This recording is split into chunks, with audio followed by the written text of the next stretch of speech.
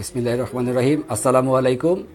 সুপ্রিয় অ্যাডমিশন যোদ্ধারা, আপনাদের সবাইকে আমাদের আজকের আই এডুকেশনের পক্ষ থেকে আয়োজিত কমার্সের স্টুডেন্টদের জন্য গুচ্ছ ভর্তির একটা ফাইনাল সাজেশন ভিত্তিক ক্লাস, এই ক্লাসে সবাইকে আমরা স্বাগত জানাচ্ছি। আজকের ক্লাসে আমরা চেষ্টা করব গুচ্ছভুক্ত বিশ্ববিদ্যালয় যে 20টা বিশ্ববিদ্যালয় ভর্তির জন্য কমার্সের স্টুডেন্টদের সর্বশেষ যে প্রস্তুতিটা নেওয়া উচিত হিসাব বিজ্ঞান বিষয়, সেই বিষয়গুলো নিয়ে ইনশাল্লাহ আমরা একটু আলোচনা করব। তবে খুব বেশি লম্বা সময়ের ক্লাস না, কারণ আজকের রাতটা আমাদের মুসলমানদের জন্য অত্যন্ত গুরুত্বপূর্ণ একটা রাত, লাইলাতুল বরাত।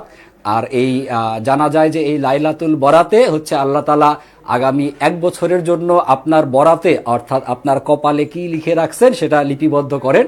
তো আমরা সবাই চাই যে আমাদের 2025 সালের এইচএসসি পরীক্ষার্থী যারা এবছর বিভিন্ন বিশ্ববিদ্যালয়গুলোতে ভর্তি পরীক্ষা দিয়েছেন, কিন্তু হয়তোবা আপনার আশানুরূপ সাবজেক্ট আসে নাই, হয়তোবা আপনি ওয়েটিং লিস্টে এখনও অপেক্ষারত রয়েছেন, এখনও আপনার হয়তোবা বিশ্ববিদ্যালয় চান্সটা আপনি নিশ্চিত করতে পারেন নাই।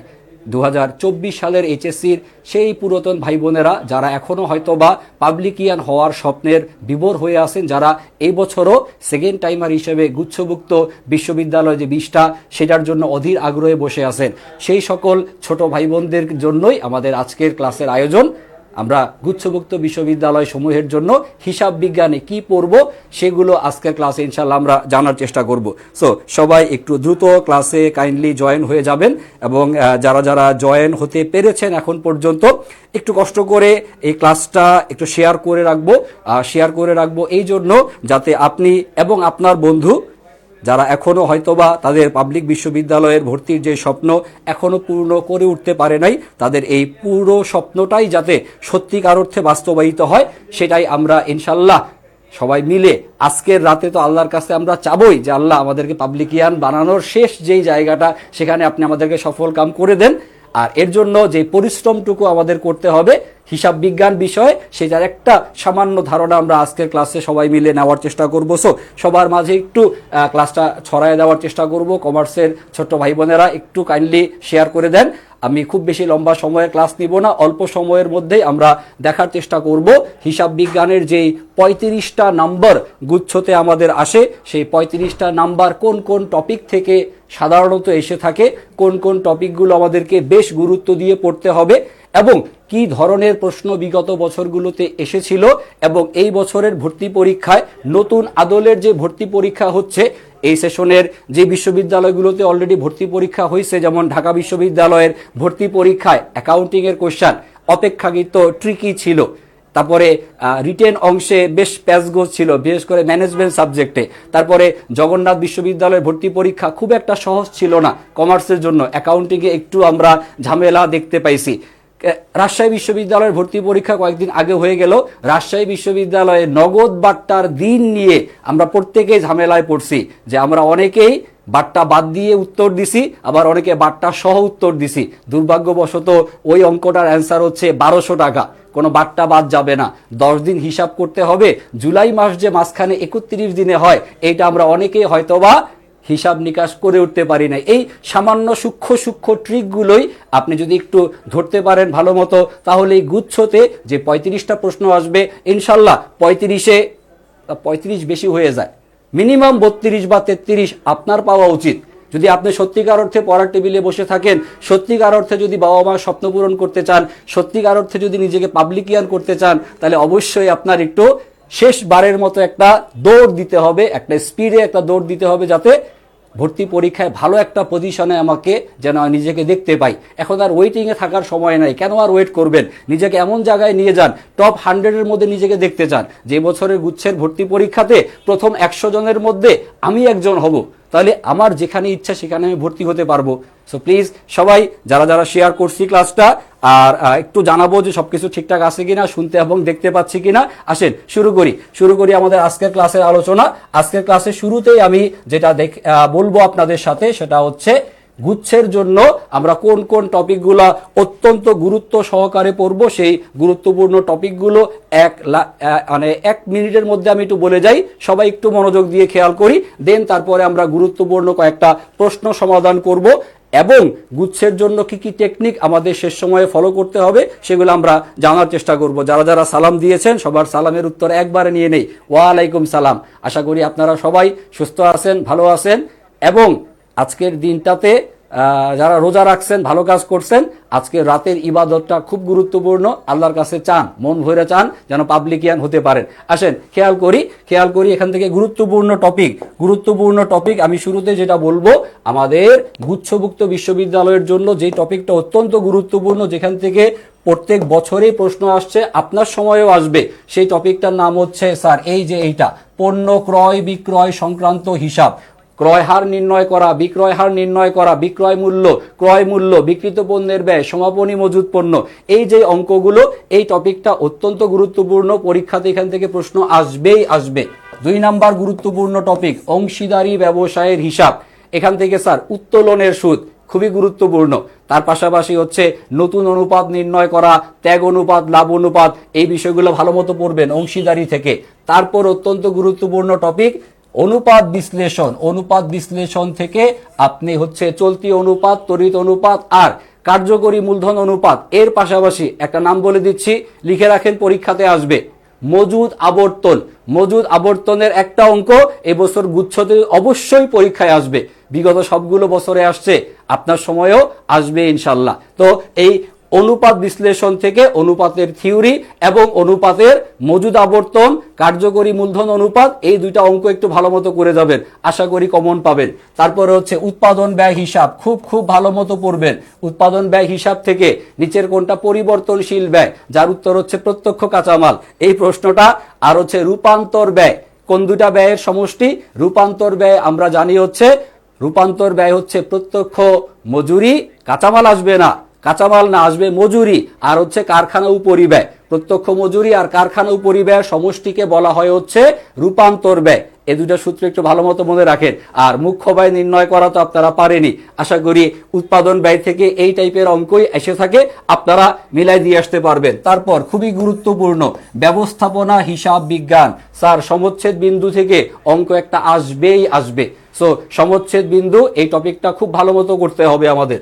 তার পরবর্তী গুরুত্বপূর্ণ টপিক হচ্ছে ভাই এই যে অবচয়ের 2টা পদ্ধতি, সরলরৈখিক পদ্ধতি আর হচ্ছে ক্রমহ্রাসমান জের পদ্ধতি। একটু স্ক্রিনশট নিয়ে রাখেন এই কোশ্চেনের নাম্বারগুলো।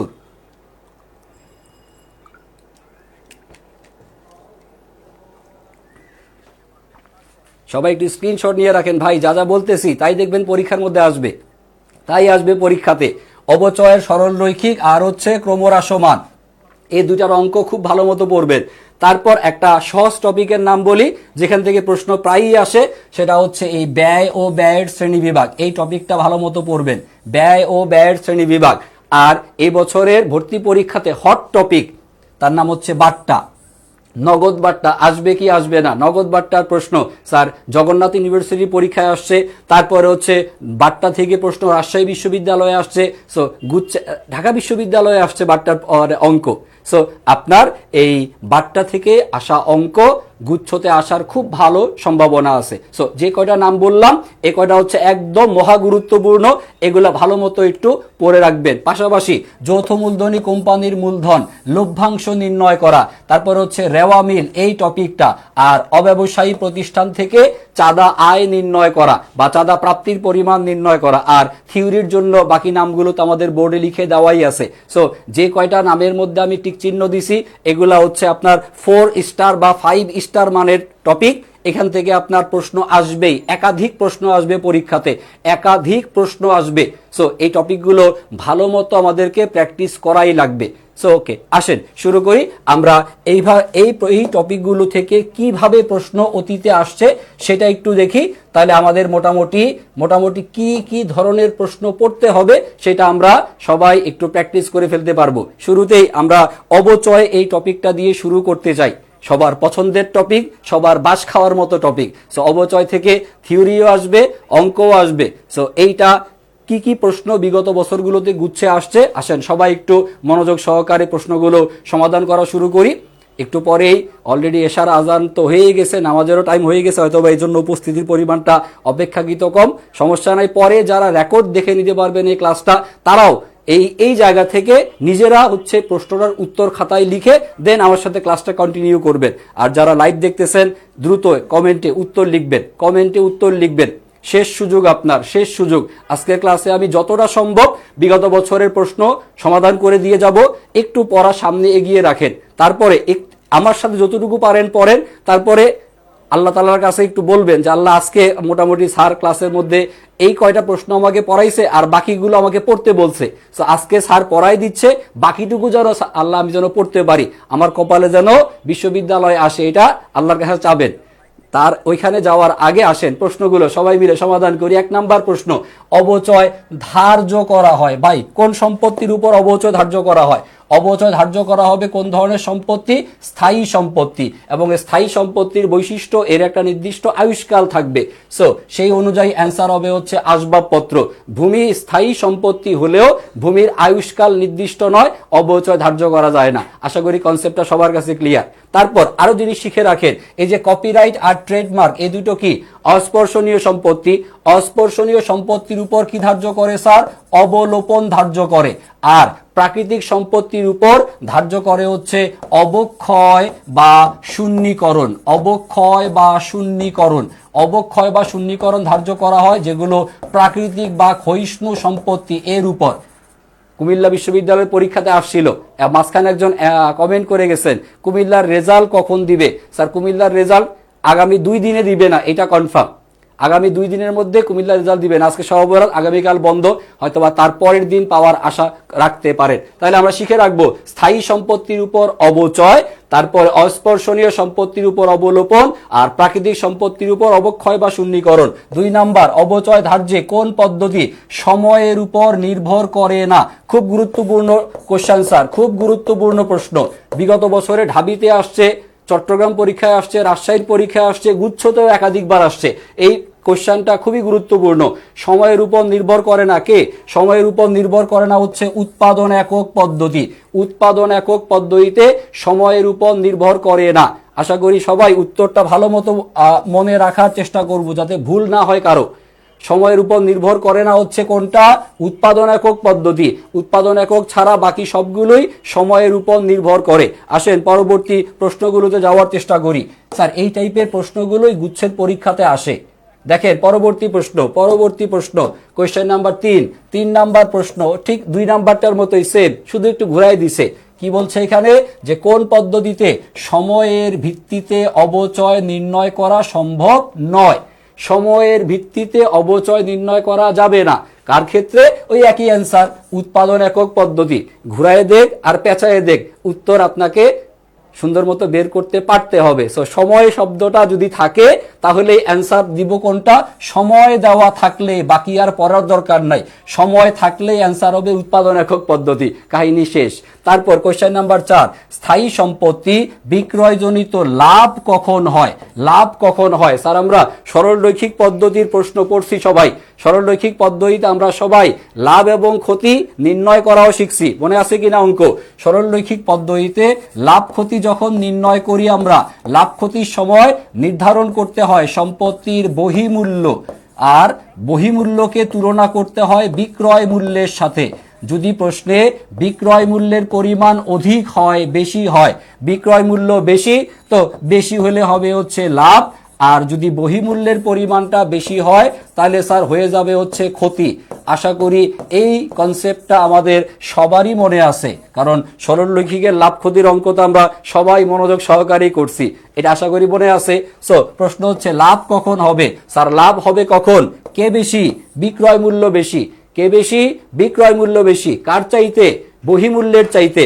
আর বহিমূল্যেরই অন্য নাম হচ্ছে পুস্তক মূল্য। এই দেখেন, সম্পত্তির বিক্রয় মূল্য পুস্তক মূল্যের অধিক হয়, তাহলে অধিক কোনটা? বিক্রয় মূল্য অধিক। কার তুলনায়? পুস্তক মূল্য বহিমূল্যের তুলনায়। তাহলে এ নাম্বার হবে হচ্ছে অ্যান্সার। দেখেন অঙ্কের কনসেপ্ট যদি আপনার ক্লিয়ার থাকে, এখান থেকে থিওরিটিক্যাল প্রশ্ন আসলেও আপনি মিলাই দিয়ে আসতে পারবেন। দেখেন বুঝতে পারছেন কিনা, সবসময় যে আপনার অবচয়ের অঙ্ক আসবে এমন না, অবচয়ের থিওরিগুলো বিগত বছরগুলোতে আসতে দেখা গেছে। সো এই কয়টা থিওরি আমরা পড়লাম, আসেন এবার কয়েকটা অঙ্ক করি। অবচয় পড়তেছি, অঙ্ক না করলে বিষয়টা খারাপ দেখা যায় না। আসেন শুরু করি। প্রশ্ন নাম্বার 5 নাম্বার প্রশ্ন, স্যার আমি যে পড়াচ্ছি আপনারা বুঝতে পারতেছেন কিনা, এই যে বিষয়গুলো পড়াচ্ছি এই বিষয়গুলো আপনাদের আগে পড়া ছিল কিনা। এইচএসসি 24 ব্যাচের সেকেন্ড টাইমার যারা, এগুলো সব একাধিকবার পড়ছেন আপনারা। এইচএসসি 25 ব্যাচের যারা আছেন, আসলেই কি আপনি ইউনিভার্সিটির ভর্তি পরীক্ষাগুলো যে দিছেন, সত্যিকার অর্থে ফুল প্রিপারেশন নিয়ে কি দিছিলেন? সবগুলো কি বিষয় কি অ্যাকাউন্টিং এর ভালো মতো পড়ছিলেন? যদি বেসিকের ঘাটতি থেকে থাকে টেনশন নিয়েন না, আমরা আছি, ব্যবস্থা নিচ্ছি। ওকে, আসেন কোশ্চেন নাম্বার 5 সমাধান করি। 5 নাম্বার প্রশ্নে দেখেন, এই অঙ্ক যখন আপনি পাবেন, অঙ্ক সমাধানের সিস্টেম হচ্ছে প্রথম থেকে পড়া শুরু করে দিয়েন না। প্রথম থেকে পড়তে গেলে আপনার মাথা আউলায়া যাবে, যে আউলানোটা এতদিন পরীক্ষার হলে আপনার হয়েছে। অঙ্ক আসলে দেখব লাস্টের লাইনে কি বের করতে বলছে, এইটা গুরুত্বপূর্ণ। কি দেওয়া আছে সেটা ইম্পর্টেন্ট না, কি বের করতে চাই সেটা ইম্পর্টেন্ট। অঙ্কের ক্ষেত্রে শেষের দিক থেকে প্রশ্ন পড়বেন, কি বের করতে হবে? পুস্তক মূল্য। পুস্তক মূল্য মানে কি স্যার? পুস্তক মূল্য মানে হচ্ছে বহি মূল্য। এবার যদি জিজ্ঞাসা করি স্যার বহি মূল্যের সূত্র কি, স্যার তবা আমরা তো ভুলে গেছি স্যার। ভুলে গেছেন না মনে আছে? যাদের মনে আছে একটু কমেন্টে লেখেন দেখি, কমেন্টে লেখেন বহিমূল্যের সূত্র, বহিমূল্য নির্ণয় করার সূত্র, বহিমূল্য নির্ণয় করার সূত্র লিখেন দেখি একটু কমেন্টে। লেখেন, লিখছেন? লিখে শেষ করতে পারছেন? আমার লেখা শেষ, তাহলে চান্স আপনি পাবেন না আমি পাবো? ভাই আমার যখন পাওয়ার দরকার ছিল আমি পাইছিলাম, অনেক পরিশ্রম করছিলাম। আপনি কি করছেন? যদি পরিশ্রম করেন তাহলে আপনার ডেফিনেটলি চান্স পাওয়া উচিত। আসেন দেখি সূত্র, বহিমূল্যের ক্রয় মূল্য মাইনাস পুঞ্জীভূত অবচয়। আসেন দেখি এইখান থেকে এই দুইটা মান আমার দরকার কি, আমার অঙ্কের মধ্যে মান দুইটা দেওয়া আছে কিনা আমি শুধু সেটা খুঁজে বের করব। রেওয়া মিলে মেশিনের মূল্য, মূল্য মানে হচ্ছে ক্রয় মূল্য, আর বলছে এবং পুঞ্জীভূত অবচয়ের পরিমাণ। মাশাআল্লাহ দুইটাই দেওয়া আছে, তার মানে প্রশ্ন অনেক সহজ। কিন্তু না, এই প্রশ্নের মধ্যে সামান্য একটু কাহিনী আছে, কাহিনীটা দেখবো। আসেন মনোযোগ দিয়ে খেয়াল করি। মেশিনের মূল্য, ক্রয় মূল্য কত স্যার? এই যে 50,000 টাকা। স্যার ওই যে বাকি শূন্য দুইটা দশমিকের পরের শূন্য, ওগুলাকে আবার কাউন্টে হিসাব করলে কিন্তু ভুল হয়ে যাবে। ক্রয় মূল্য কত? 50,000 টাকা। পুঞ্জীভূত অবচয়ের পরিমাণ হচ্ছে 20,000 টাকা। এটা নিয়ে কোনো সমস্যা নাই। সমস্যা হচ্ছে চলতি বছরের অবচয়ের পরিমাণ কত? 4,500। এই যে চলতি বছরের অবচয়, এই চলতি বছরের অবচয়ের টাকা, অবচয় একটা ব্যয়বাচক হিসাব, সমাপনী দাখিলার মাধ্যমে এই ব্যয় তো বন্ধ হবে। তো অবচয়টাকে যখন বন্ধ করবেন, এই বছরের শেষে অবচয়ের টাকাটা যাবে কোথায় এটা মাথায় রাখা লাগবে। অবচয়ের টাকা যাবে কোথায়? পুঞ্জীভূত অবচয় হিসাবে। তাহলে পুঞ্জীভূত অবচয়ের যে ব্যালেন্স 20,000 টাকা আছে, এর সাথে এই বছরের অবচয়ের এই ভাইটা আস্তে আস্তে এখানে চলে আসবে, কারণ এই অবচয় হচ্ছে একটা ব্যয়, আর ব্যয়টাকে কি করা হবে? সমাপনী দাখিলার মাধ্যমে সমাপ্ত বা বন্ধ করা হবে। আর বন্ধ করে এই ব্যয়টাকে কোথায় স্থানান্তর করা হবে? পুঞ্জীভূত অবচয় হিসাবে 4,500। তাহলে পুঞ্জীভূত অবচয়ের পরিমাণ কত হয়? 24,500। অঙ্কের কাহিনীটা এখানেই। আপনি যদি এই ক্রয় মূল্য 50 আর পুঞ্জীভূত অবচয় 20 বিয়োগ করেন তাহলে ভুল হইতো। সঠিকটা হচ্ছে ক্রয় মূল্যের পরিমাণ কত? ক্রয় মূল্যের পরিমাণ 50,000, এখান থেকে মাইনাস পুঞ্জীভূত অবচয় কত? 24,500। 24,500 বিয়োগ করলে আপনি পেয়ে যাবেন সম্পত্তির বহিমূল্য বা পুস্তক মূল্য। সঠিক উত্তর হবে হচ্ছে 25,500। সঠিক উত্তর 25,500। যারা যারা বি নাম্বার উত্তর বের করতে পারবো ভাই তারা লিজেন্ড, তারা হচ্ছে কাহিনীটা বুঝতে পারছেন।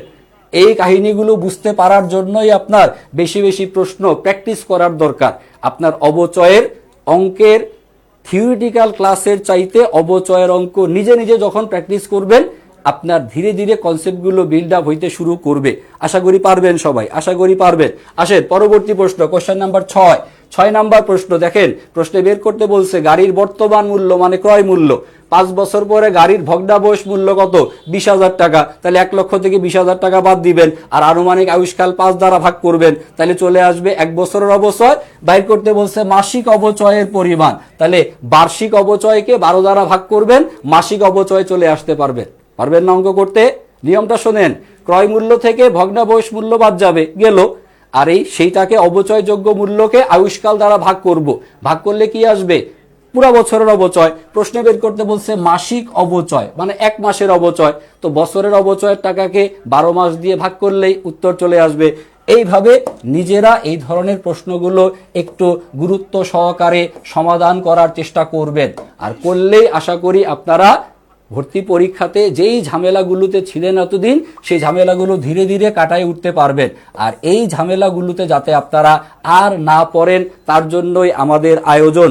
খেয়াল করেন, আপনাদের সবার জন্য আয়োজন। কি আয়োজন সামনে রাখা আছে, একটু মনোযোগ সহকারে খেয়াল করেন। যাদের এখনো বিশ্ববিদ্যালয়ের স্বপ্ন পূরণ করে উঠতে পারি নাই,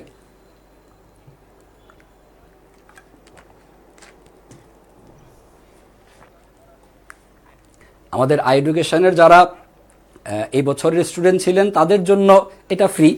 তারা তো জিএসটি 1.0 এর ক্লাস করতেছেন। যেমন আজকেই তো আপনাদের সম্ভবত ম্যানেজমেন্ট ক্লাস ছিল, দেলোয়ার স্যার ক্লাস নিছেন জিএসটির ব্যাচে, ম্যানেজমেন্ট ক্লাস হয়েছে। এর আগে হচ্ছে রাকিব স্যার গত 2 দিন অ্যাকাউন্টিং ক্লাস নিছে।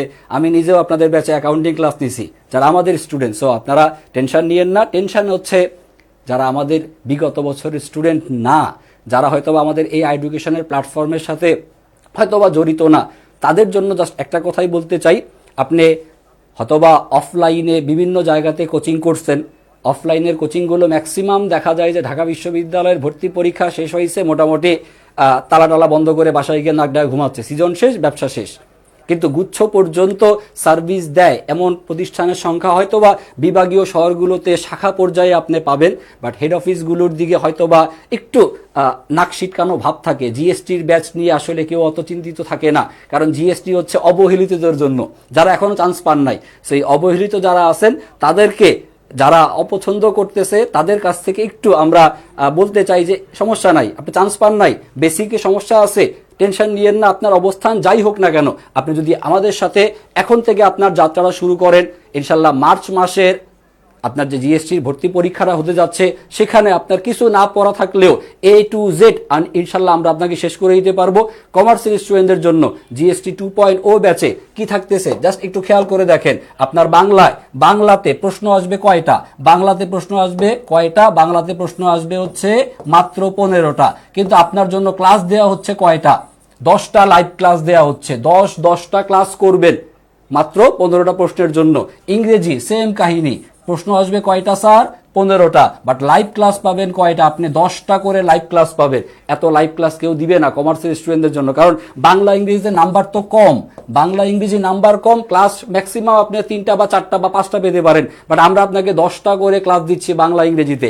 আশা করি 10টা করে ক্লাস করলে 15-এর মধ্যে মিনিমাম 10 তো মিনিমাম 10 তো পাবেনই, 2-3 নাম্বার তো আপনার বাড়তি পাওয়া উচিত। আর অ্যাকাউন্টিং এবং হচ্ছে ম্যানেজমেন্টে যেহেতু আমাদের 35 করে হচ্ছে প্রশ্ন, আমাদের অ্যাকাউন্টিং এবং ম্যানেজমেন্টে যেহেতু হচ্ছে 35টা করে প্রশ্ন আসবে, এখানে আমরা ক্লাস রাখছি অ্যাকাউন্টিং এর জন্য 12টা, ম্যানেজমেন্টের জন্য হচ্ছে 10টা। সো এই লাইভ ক্লাসগুলোর মাধ্যমে আমরা চেষ্টা করব যাদের এখনো বেসিকের দুর্বলতা আছে, ঘাটতি আছে, তাদেরকে ইনশাল্লাহ আমরা ফুল বিষয়টা আবার A to Z ইনশাল্লাহ শেষ করাই দিতে পারবো। সো এখনো যারা লেখাপড়া শুরু করি নাই বা সত্যিকার অর্থে আপনি ভালো মতো প্রিপারেশন নিয়ে পরীক্ষা দিতে পারেন নাই এবছর ঢাকা ইউনিভার্সিটিতে কমার্সের পরীক্ষা সবার আগে হয়েছে খুব অল্প সময়ের মধ্যে। আমরা যখন ক্লাস নিতে গেছি আমরা হিমশিম খেয়ে গেছি যে আমাদের ঢাকা বিশ্ববিদ্যালয়ের পরপরই জগন্নাথ, তারপরে হচ্ছে বিউপি, তারপরে হচ্ছে চট্টগ্রাম, তারপরে রাজশাহী, তারপরে কুমিল্লা বিশ্ববিদ্যালয় দিয়ে মোটামুটি একটু আপনারা নিশ্চিত হতে পারছেন যে না এখন একটু গ্যাপ পাওয়া যাচ্ছে। তো এই যে লম্বা দূরের মধ্যে আপনারা ছিলেন, প্রিপারেশন নেওয়া আসলে সত্যিকার অর্থে হয় নাই আপনাদের, কারণ আমরাই তো আপনাদেরকে ভালো মতো রিভিশন দেওয়াইতে পারি নাই।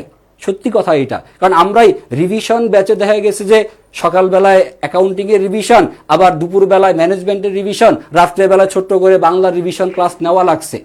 শেষ হচ্ছে না, 2 মাসের মধ্যে ফুল সিলেবাস ভালো মতো শেষ করানোর জন্য আরেকটু সময় লাগতো। সো যাদের এখনও বেসিকের দুর্বলতা হয়তো বা ছিল, তাদের বেসিক ক্লিয়ারের জন্য আমাদের 40 দিনের একটা ক্লাসের প্রোগ্রাম অলরেডি রাখা আছে। সেই জায়গাতে আপনি আপনার ক্লাসগুলো করে এবং সেই প্রত্যেকটা ক্লাসের জন্য যে ডেইলি এক্সামগুলো রাখা আছে সেই এক্সামগুলো গুরুত্ব সহকারে দেওয়ার মাধ্যমে প্রত্যেকটা টপিকের কনসেপ্টগুলো আমরা আপনাদেরকে ক্লিয়ার করে দিতে পারবো আশা করি। এবং জিএসটির জন্য আমাদের মোট 10টা মডেল টেস্ট থাকবে, এক্সাম ব্যাচ পুরা ফ্রি পাবেন। জিএসটি 1.0 যেটার ক্লাস মোটামুটি 1 মাসের মতো হয়েছে আর অল্প কিছুদিনের মধ্যে শেষ হয়ে যাবে, টোটালটার আর্কাইভ ক্লাস আপনারা পাবেন। আপনাদের এই জিএসটি 2.0 ব্যাচের ক্লাস শুরু হবে হচ্ছে স্যার 15ই ফেব্রুয়ারি। 15ই ফেব্রুয়ারি এই তারিখ থেকে পুরো ক্লাস শুরু হবে। আপনার জিএসটির পরীক্ষার আগের রাত পর্যন্ত ক্লাস চলবে ইনশাল্লাহ। জিএসটির পরীক্ষার আগের রাতেও ইনশাল্লাহ আপনাদের জন্য ছোট্ট একটু করে আমরা লাইভ ক্লাস রাখবো আপনাদের, যাতে এই 15 তারিখ থেকে যে দৌড়টা আমরা শুরু করব শেষ পর্যন্ত আমরা আপনার হাত ইনশাল্লাহ ছাড়বো না, চান্স পাইতেই হবে আপনাকে।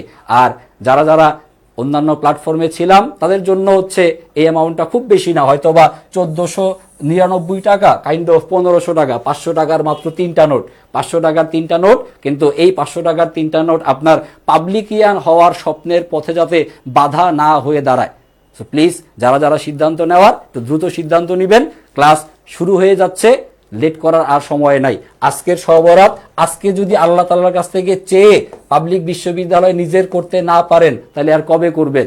সো আসেন আমরা আরো কয়েকটা কোশ্চেন সমাধান করি। কোশ্চেন নাম্বার 9 এ যাই। 9 নাম্বার প্রশ্ন অত্যন্ত গুরুত্বপূর্ণ। ক্রমহ্রাসমান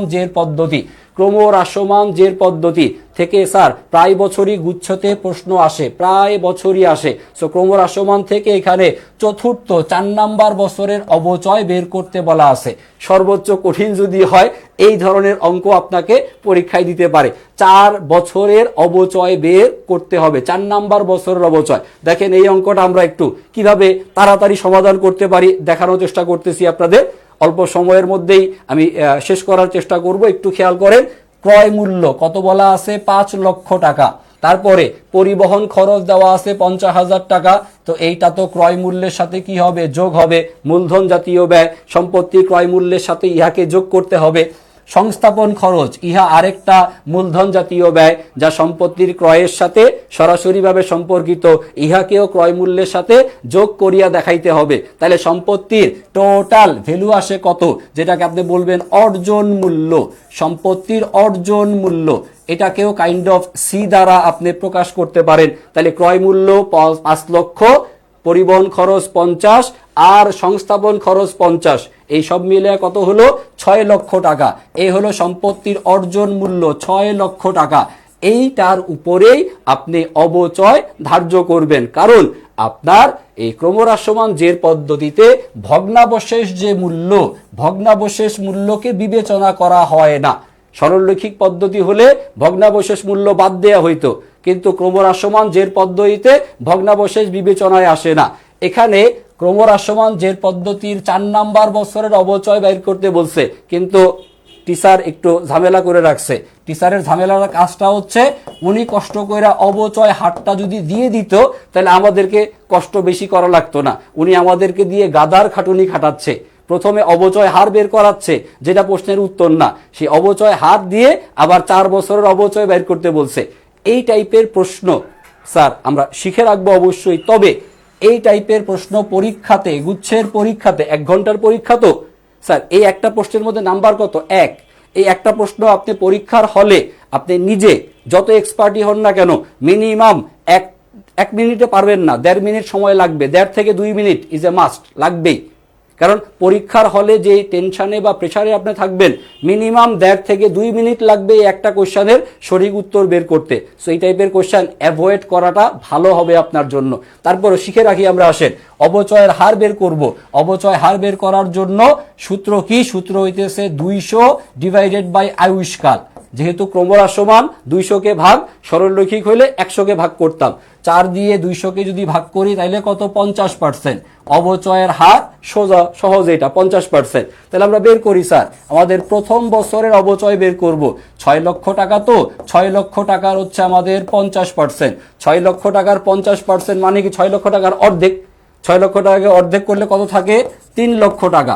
তাহলে 3 লক্ষ টাকা হচ্ছে আমাদের প্রথম বছরের অবচয়। এটা আমাদের উত্তর না। 6 লক্ষ থেকে 3 লক্ষ বাদ দেই, তাহলে বাকি থাকে আমাদের বহিমূল্য কত? 3 লক্ষ টাকা। এখানে আমরা এবার বের করব আমাদের দ্বিতীয় বছরের অবচয়। আরো গুণ করি এই টাকাটার সাথে 50%। তাইলে 3 লক্ষ টাকার 50% করলে 3 লক্ষ টাকার অর্ধেক হবে। 3 লক্ষ টাকার অর্ধেকে হচ্ছে 1,50,000। এই 1,50,000 টাকা হচ্ছে দ্বিতীয় বছরের অবচয়। আসেন এখান থেকে বিয়োগ করি, করলে কত আসলো? আর 1,50,000। এটা হচ্ছে তৃতীয় বছরের বহিমূল্য। এই 1,50,000-এর উপর আবার 50%, এটার আবার অর্ধেক করব। 1 লক্ষ টাকার অর্ধেক করলে 50, আর 50,000 টাকার অর্ধেক করলে 25। 50 আর 25-এ কত হলো? 75,000। এই 75,000 টাকা এইটা হবে হচ্ছে স্যার তৃতীয় বছরের অবচয়। এইটাও উত্তর না, আরেকটা কাজ করা লাগবে। এখানে আবার বিয়োগ করি, তাহলে 1,50,000 থেকে আবার এই 75 বাদ দিলে বাকি 75। এই বাকি 75,000 টাকা চতুর্থ বছরের বহিমূল্য, এর উপরে 50% করলে আপনার উত্তর আসবে। 75,000 টাকার অর্ধেক করবেন। 75,000 টাকার অর্ধেক, খেয়াল করেন, 70,000-এর অর্ধেক করলে 35,000, আর বাকি থাকলো কত? 5,000। 5,000 টাকার অর্ধেক করলে 2,500। 35,000 আর 2,500, 37,500। এইটা হচ্ছে কোশ্চেনটার উত্তর। সো এইভাবে করলে কিছুটা কাইন্ড অফ আপনি করতে পারবেন। তবে এইটা একটা, যদি আমরা নিয়ম অনুযায়ী সূত্র দিয়ে যদি করতাম, সূত্র দিয়ে করলে হয়তো বা তাড়াতাড়ি হবে, কিন্তু সূত্র দিয়ে করার গাণিতিক যে টুলস, ক্যালকুলেশন দ্রুত করতে পারা উইদাউট ক্যালকুলেটর, এটা একটু বুঝতে আমাদের সমস্যা আছে বলেই আমাদের এখনো পাবলিক বিশ্ববিদ্যালয়ে হয়তো বা চান্স হয় নাই। সো যারা ওই নিয়ম অনুযায়ী সেই যে সূত্র পাওয়ার বের করা, দশমিকের গুণ, যারা অতটা এক্সপার্ট না, তারা এই নিয়মে করেন। এই নিয়ম আপনি ইন্টারমিডিয়েটে ডেফিনেটলি এই নিয়মে শিখছেন। সেই নিয়মে করলে একটু সময় বেশি লাগলেও আপনার উত্তর সঠিকভাবে আসবে। বাট পরীক্ষার হলে এই ধরনের প্রশ্ন অ্যান্সার না করাটা বুদ্ধিমানের মতো কাজ হবে, কারণ এই ধরনের প্রশ্ন অনেকটুকু সময় নিয়ে নেয় পরীক্ষার হলে। আশা করি এই স্ট্র্যাটেজিটা আমরা বুঝতে পারছি। সো অবচয় থেকে আর অঙ্ক দেখাচ্ছি না, অবচয়ের বাকি অঙ্কগুলো একটু আপনারা নিজেরা চেষ্টা করবেন। এই পিডিএফটা দেওয়া থাকবে আমাদের মানে পেইড ব্যাচের জন্য, আমাদের গ্রুপে গুগল ড্রাইভে দেওয়া থাকবে। আর যদি অন্যরা কেউ নিতে চান, আমাদের এডুকেশন পেজে জাস্ট মেসেজ করলে ওনারা এই টোটালটা পিডিএফ অ্যান্সার সহকারে আপনাদেরকে দিয়ে দিবে। আসেন আরেকটা টপিক আপনাদেরকে একটু দেখিয়ে নেই, সেটা হচ্ছে আর্থিক বিবরণী।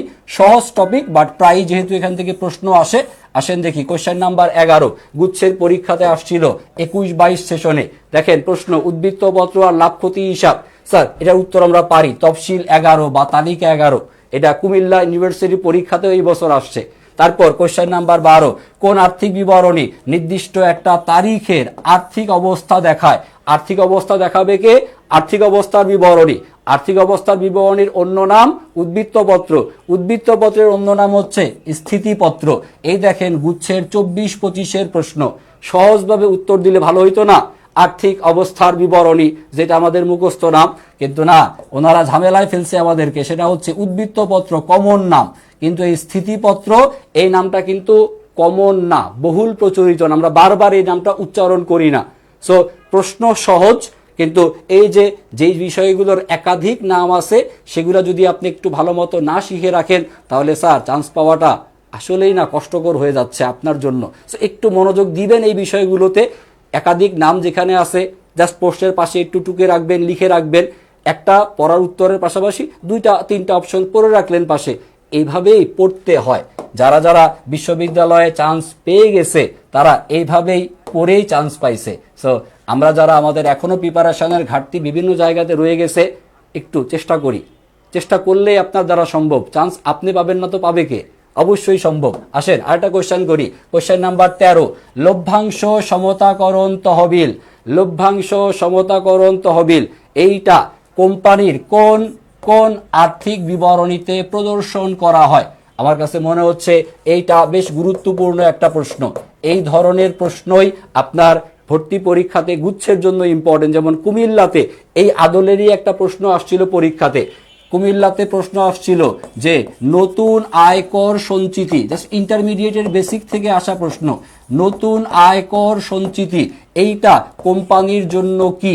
নতুন আয়কর সঞ্চিতি, নতুন আয়কর সঞ্চিতি কোম্পানির জন্য কি? আমরা জানি নতুন আয়কর সঞ্চিতি হচ্ছে কোম্পানির জন্য দায় হিসেবে গণ্য হয়। অনেকে আমরা শুধু এই যে আয়কর বা আয়কর সঞ্চিতি যেটা হচ্ছে আমরা সংরক্ষিত আয় বিবরণী দেখানো হয়, শুধু এতটুকুই জানতাম। তারা এই নামটা একটু ভালো মতো মনে রাখবো। নতুন আয়কর সঞ্চিতি কোথায় কোথায় যাবে? নতুন আয়কর সঞ্চিতির কথা দেওয়া থাকে সমন্বয়, আর যেটা সমন্বয়ে দেওয়া থাকে সেটা দেখানো হয় আয় বিবরণীতে। কর পূর্ব মুনাফা থেকে নতুন আয়কর সঞ্চিতি বাদ দিয়ে কর পরবর্তী নিটলাভ নির্ণয়, এবং নতুন আয়কর সঞ্চিতি সংরক্ষিত আয় বিবরণীতে যাবে না, যাবে সরাসরি কোথায়? আর্থিক অবস্থার বিবরণীতে। কার আন্ডারে? চলতি দায়ের আন্ডারে। সো নতুন আয়কর সঞ্চিতি হবে চলতি দায় হিসেবে বিবেচিত হবে। দেখি এই কোশ্চেনটার অ্যান্সার দিছি কিনা সবাই। কোশ্চেন নাম্বার 13 উত্তর করছি সবাই? কমেন্টে উত্তর লিখি, কমেন্টে উত্তর লিখি। আর একটু আর অথবা 10 মিনিট, আর 10 মিনিট পরে আমরা ক্লাস শেষ করব।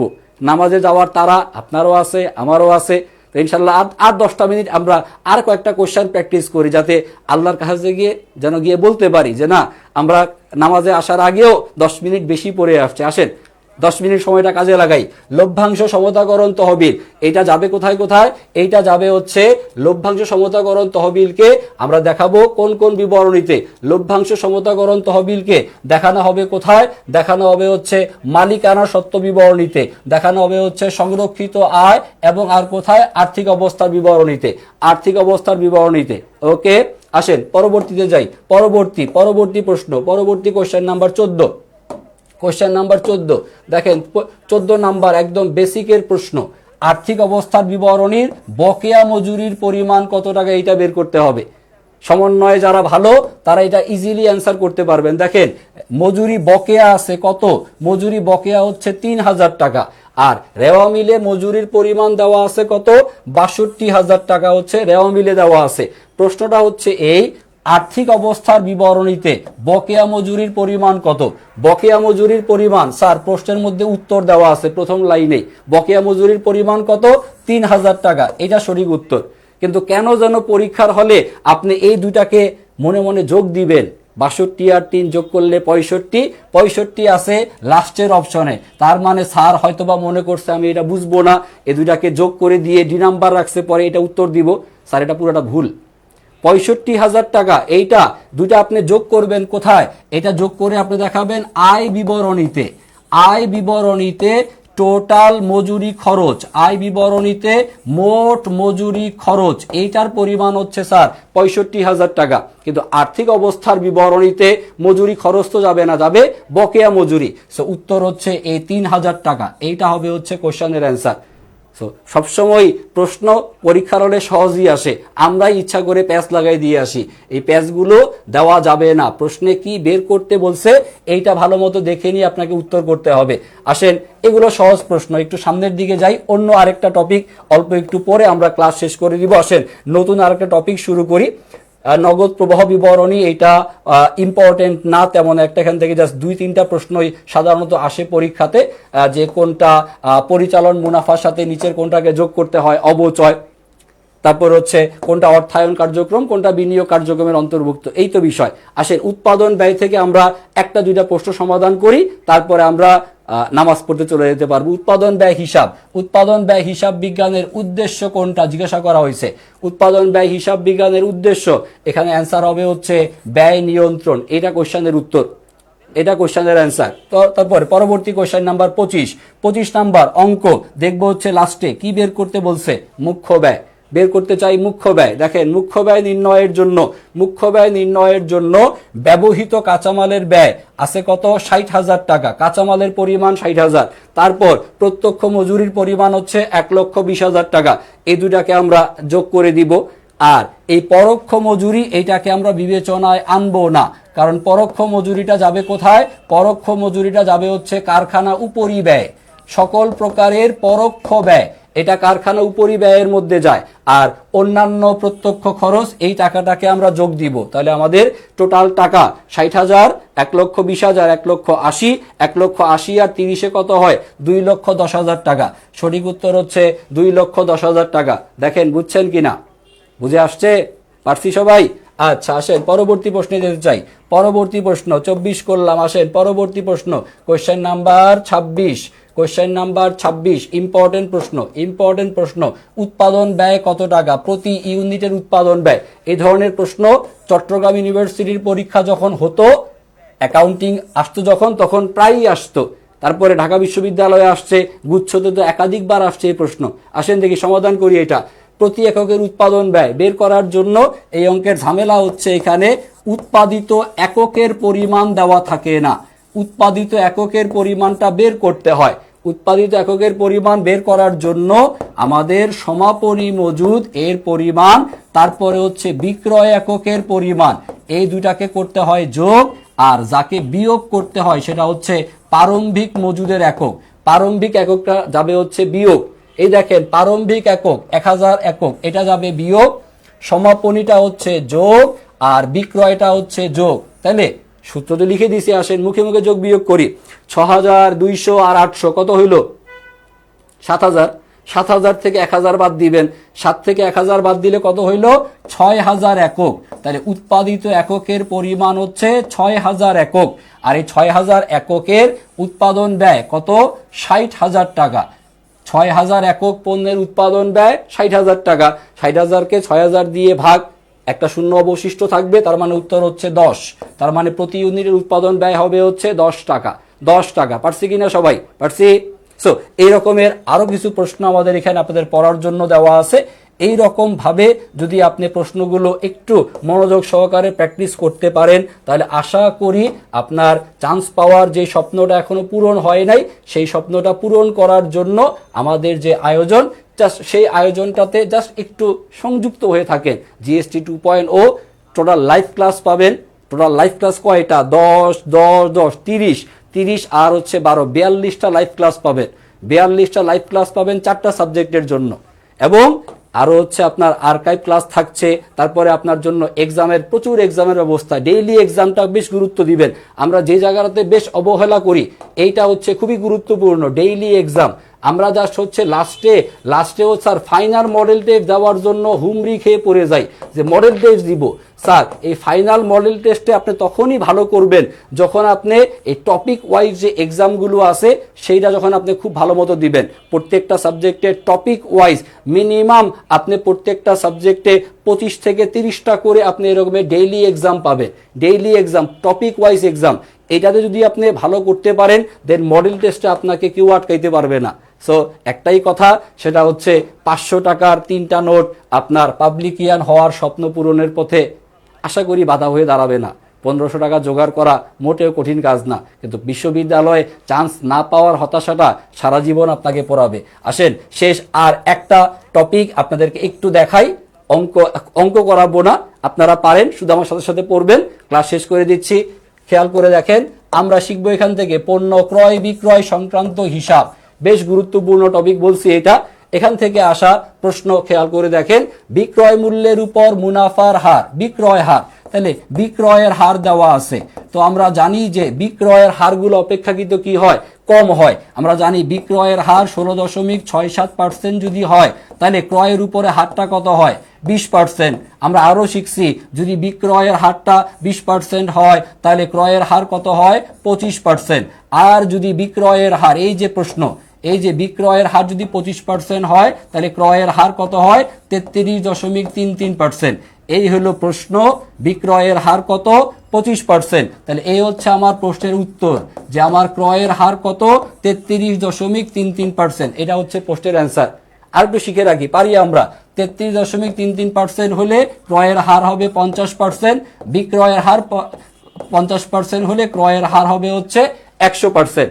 আরেকটা জিনিস নতুন শিখে রাখেন, যে যদি বিক্রয়ের হার 75% হয়, তাহলে ক্রয়ের উপরে হার কত হবে? ক্রয়ের উপরে হার হবে হচ্ছে 300%। এইটা আসছে আপনার কুমিল্লা ইউনিভার্সিটির পরীক্ষা, একটু লিখে রাখলাম, অ্যাডভান্স লিখে রাখলাম। এই সূত্রটা আমরা পারি সবাই। জাস্ট এই থিমটা যদি মনে রাখতে পারি, দেখেন দুইটা প্রশ্ন আমরা সমাধান করব এখানে। প্রথমটা তো করলাম, বিক্রয় হার 25% হলে ক্রয় হার কত হবে স্যার? 33.33। আসেন এই নিয়মে আরেকটা প্রশ্ন আসছে গুচ্ছতে, 21-22 প্রশ্ন।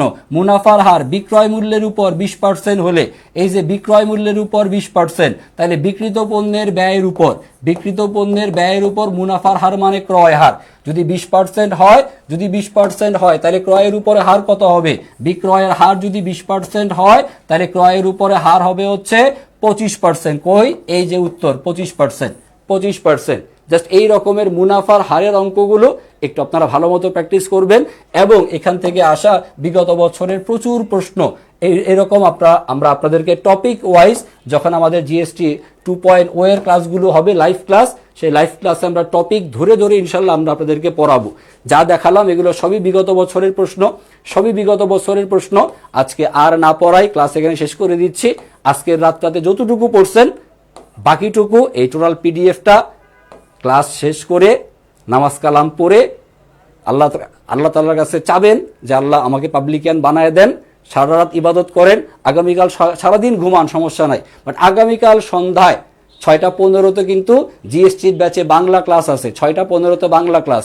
তো সুন্দর মতো মাগরিবের নামাজ সময় ঘুম থেকে উঠে নামাজ কালাম পড়ে 6:15-তে হচ্ছে ক্লাস করবেন বাংলা ক্লাস শেষ হয়ে যাওয়ার পরে এই পিডিএফটা, এই টোটাল পিডিএফটাতে যতগুলো বিগত বছরের প্রশ্ন দেওয়া আছে গুচ্ছের, প্রায় বিগত 7 থেকে 8 বছরের যতগুলো প্রশ্ন সব এখানে মোটামুটি সেট আপ করে রাখা আছে। বিগত সবগুলো প্রশ্ন এখানে সব টপিক ওয়াইজ সাজানো আছে।